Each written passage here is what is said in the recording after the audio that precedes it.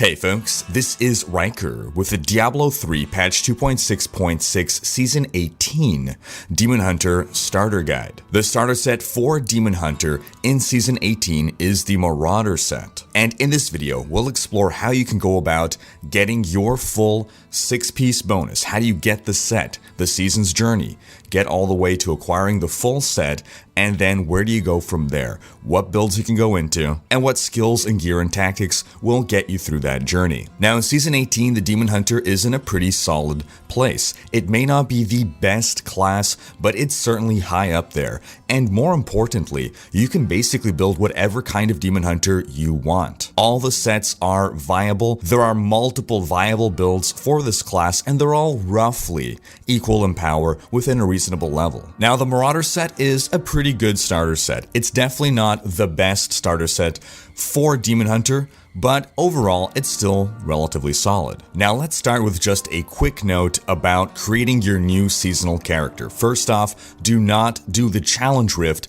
of the week before a season starts. If you wait for the season to start before completing the challenge rift, and you create your new season character and then you do the challenge rift, you will then be able to open that challenge rift bag on your new character. If you do the challenge rift before the season starts, even if you have that bag in your mailbox, you will not be able to open it on your new seasonal character. So hold off on doing the challenge rift anytime it's the week of a season start, because that challenge rift cache contains tons of stuff that are super useful to a new character. We're talking 5 million gold, which should be all the gold you need to level up all your artisans and to craft your weapons and everything you want. You also get a bunch of crafting materials and blood shards and death's breaths, everything that will help boost you quicker through that 1 to 70 process and beyond. For instance, you're getting close to 500 blood shards. Now you can spend these to help you get an item that'll boost your 1 to 70 leveling process. Historically, Demon Hunters have not had great picks for this. However, if you wait until you reach level 30, you can then gamble on quivers at Kadala. And the reason you wait for level 30 is because at that level, there are only 2 possible quivers you can get. One of them is the one we're looking for, Sin Seekers. This quiver will be a huge boon to rapid fire damage and will enable us to go rapid fire for basically the rest of our 1 to 70 journey, which will translate into a tremendous damage buff. Now apart from that, as you're going from 1 to 30, if you happen to find any items that buff a specific damage skill, definitely build around that item. For instance, you might get a Hellcat Waist Guard. That's going to buff grenade damage. But it's not just buffing the damage of your grenade generator skill, but also other skills that have runes that deal grenade damage. For instance, you might find a cluster arrow variant that you can buff this way. Another quick tip for leveling: rubies, rubies, rubies in your helm and in your weapon. In your helm, especially if you have a Lyrics helm, that's going to translate into bonus XP. And in your weapon, while typically in endgame builds, you almost always put an emerald for more crit damage, at low levels you simply don't have enough crit chance to make an emerald in your weapon worth it. Therefore you go with a ruby that adds flat damage, and it's only once you're reaching close to level 70 that an emerald starts to become competitive or better than the ruby. Alright, now you've made it to level 70. You want to do your season journey in order to unlock your Hatrig's gifts to get your full Marauder set. How do you do it?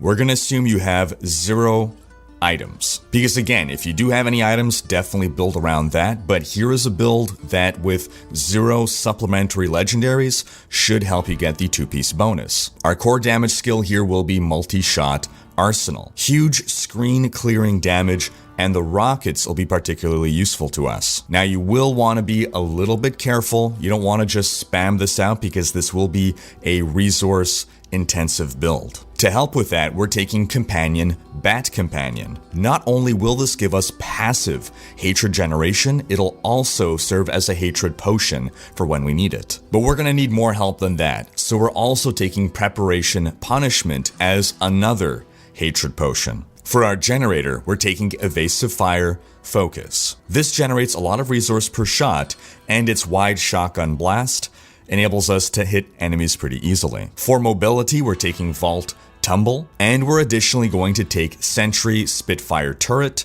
because we're also shooting rockets from this. This will be supplemental damage, and the reason we're getting rockets is because in our passives we're taking ballistics to increase the damage of rockets by 100%. We'll also be taking Thrill of the Hunt.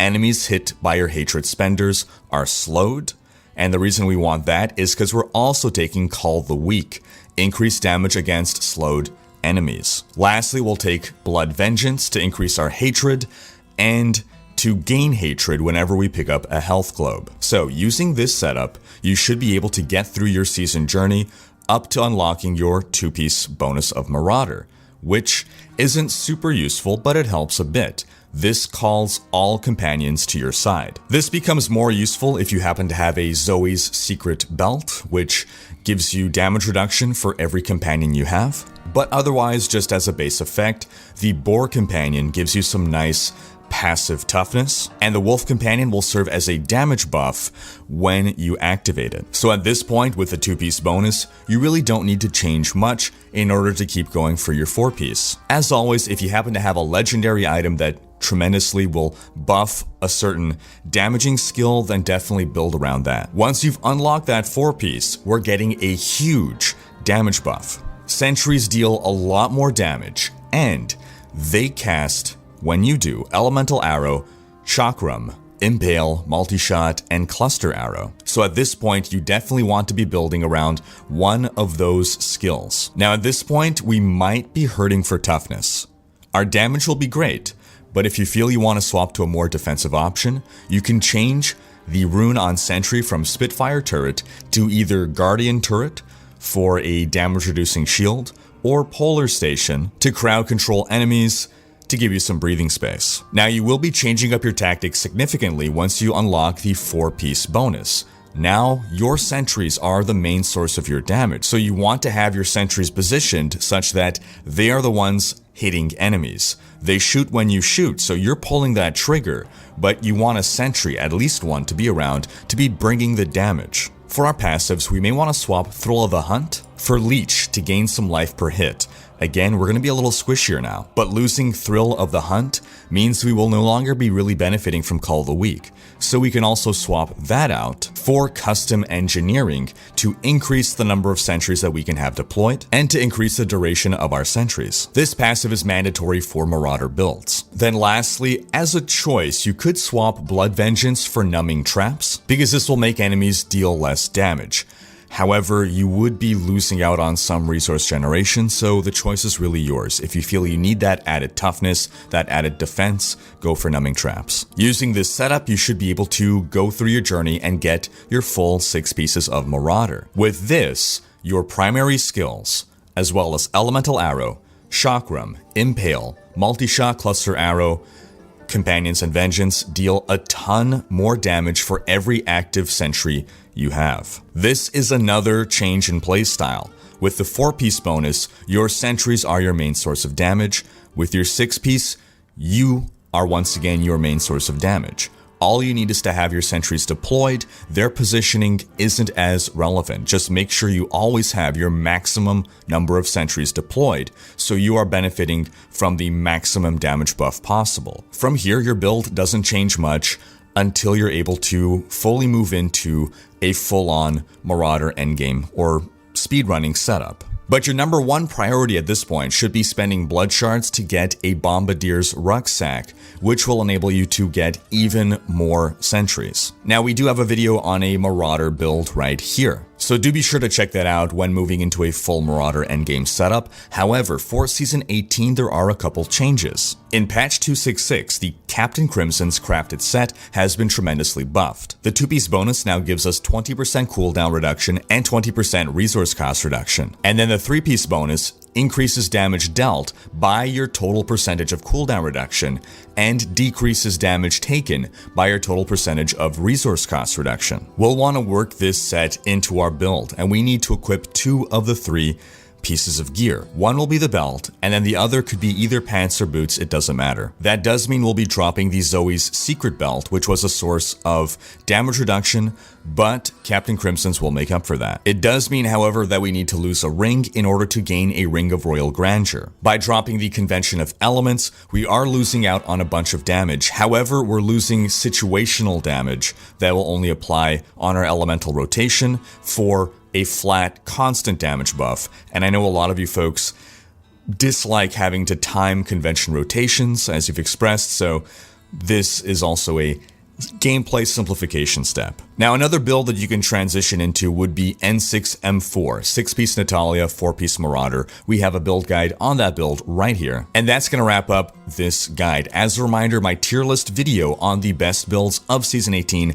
will be launching this week, most likely Wednesday. And lastly, a quick reminder that you have until September 1st to get your name on the Rikers Raiders t-shirt and banner and all that stuff. Details in this video here. Thanks for watching. Special thanks to my Twitch, Patreon, and YouTube supporters for making these videos possible. If you like what you see on this channel and want to support the creation of more content, you can consider pledging on YouTube and Patreon and unlocking behind-the-scenes content, monthly virtual hangouts, and more. If you enjoyed this video, please share it. Check out these other videos and subscribe to join Rikers Raiders for more Diablo content.